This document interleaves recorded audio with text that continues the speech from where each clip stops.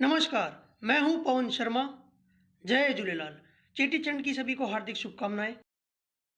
सभी जानते हैं सिंधी कौन है, उनका इतिहास क्या है, पर क्या आप जानते हैं सिंधी क्या है?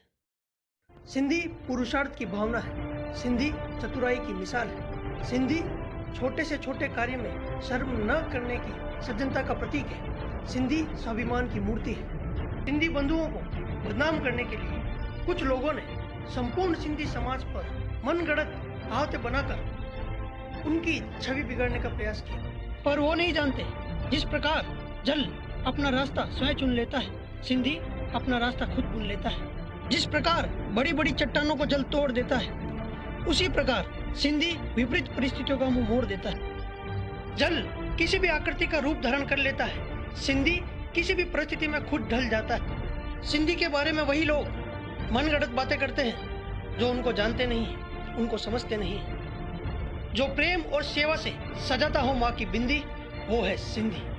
पुरुषार्थ की भावना है जिससे जिंदी, वो है सिंधी।